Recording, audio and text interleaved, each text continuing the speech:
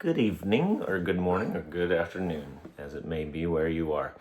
In this lesson, we're going to learn this G major chord and this D7 chord, and we're going to learn the songs Skip to My Lou, My Darling, and Polly Wolly Doodle, which can both be played with those two chords and no other chords. All right, so my students all start out learning the guitar one note at a time, which is how I recommend learning to play, just by worrying about playing one chord at a time. But while you're learning that way, it's good to be like having a side hustle of working on the kinds of chords that we usually think of as basic guitar playing. Like playing guitar is all about this stuff, right? Chords. That's what it's for. I agree, that's kind of what the guitar is really for. And this is sort of basic guitar playing in a way, but the dirty little secret of the guitar is that this isn't easy. So that's the trouble with starting by learning this stuff. These guys aren't that easy to actually do, even though we think of it as like the basic stuff. However, there are these little two-string chords that are a lot easier, called power chords. Now that is not what this video is about, so that's going to be another lesson. The first two big chords that play all the strings or most of the strings that I think you should learn on guitar are the two we're learning right now, G major, D7. And there's a lot of ways to play a G major, but I think you should learn it this way. With finger 2, that's your middle finger, on fret 3 of the 6th string. The 6th string, of course, is the one on the top. And your third finger, or ring finger, on the bottom here, same fret. So string 1, that's the one on the bottom, also called the high E string, and fret 3. So here I am right behind, not on top of, but not way out in the middle, right behind, with no gap between my finger and the fret, fret 3. Finger 2 up at the top, same fret, no gap. Now I just strum all 6 of my strings, and it sounds beautiful. That is G major. Note that this string remains quiet because this finger's touching that string, and that's a good thing, because we don't want it to sound like this. That's with that sounding open as an A. A note does not belong in that chord. No, we want to do the easier thing and let this finger touch this string. And now it sounds like that. It sounds good again. Okay, so that's a G major. You should know that the lowest note in the chord here on string 6 is a G. So the chord itself is named after this note. And since it's the lowest pitch note in the chord, it's called the bass note of the chord. It is indeed the bass sound, the bassiest, the least treble, the most bass sounding note in the chord. It's a G, and we named the chord after its bass note. So this is a G by itself, and then all this together is a G major chord. Okay, now we're going to head over to that D7 chord, but we're going to do it in a very specific way. I'm going to let go of the middle finger. Keep the other one on there, but now scoot it back behind fret 2. Put finger 1 on string 2, fret 1. Put finger 2 on string 3, fret 2.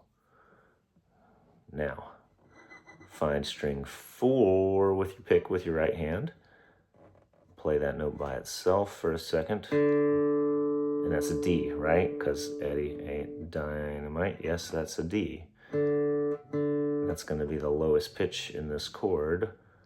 So it's a D7 chord. We've named it after the bass note. Strum with your pick down through all the strings that are below your pick. That's strings 4 and 3 and 2 and 1. And we got our D7 chord. All right, and then you should also pick it apart, pick them one at a time, make sure you can hear each one. That's what it's supposed to sound like. Very likely, your first attempt, you probably gonna have that sound on string 2. What do you think I'm doing here that's messing that up? Well, the same thing I was doing on purpose with this chord. Finger 2 is touching string 3, but in this chord we can't have that. We don't want that. You have to get on your fingertip. Each one of these fingers has to touch only the string that it's supposed to touch. Touch only string 1, only string 2, only string 3. Do not let the fingers touch the neighboring strings. If you get that right, it'll sound like this. And don't despair if that seems hard at the beginning, because I'm going to scoot in real close on my hand here. That's not quite right. And now it's fine. Bad, good. Bad, good. Do you see how little I'm moving my finger? So if I sound like this, I'm so close to right. I'll have to move it that much, and I'm cool. All right, there's your D7. Okay, quiz time. Do you remember where the G major chord was from just a moment ago? I hope so. We're gonna get back there by reversing the motion like that. And if you're an actual student of mine, you're gonna have chord diagrams to go with this lesson. And what you should do at this point is practice. Spend about 10,000 hours like we do. Just going back and forth and back and forth and back and forth and back and forth between these two chords, the G major, the D7. Having to change one into the other is what really helps you learn how to do either one of them in the first place. So that you're not like, I remember there's a note up here. There's like something at the top, the bottom, is it on this fret? What finger is supposed to do this now?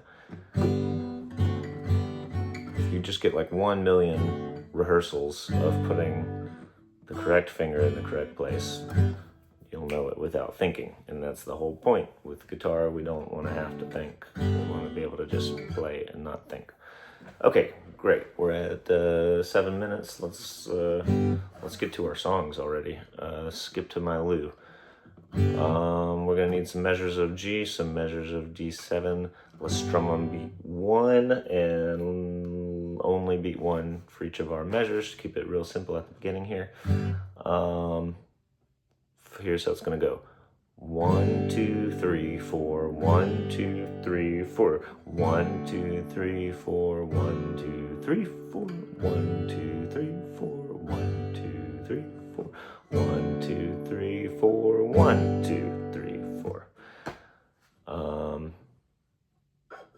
Yeah, so you can set a metronome going. You can go find a drum track on YouTube, or you can sing along with your guitar playing. Lost my partner, what'll I do? Lost my partner, what'll I do? Lost my partner, what'll I do? Skip to my Lou, my darling. Lou, skip to my Lou, skip to my Lou, skip to my Lou, skip to my Lou, my darling. If that's terribly easy, then we'll strum more strums than that. We'll start doing this. 1, 2, 3, 4. 1, 2, 3, 4. Where on beat 1, I'm going to play my bass note, and maybe a few bass strings. And then on 2, 3, 4, I'll just focus on the treble strings. 2, 3, 4, like the rest, pretty much the rest of the chord besides the bass note.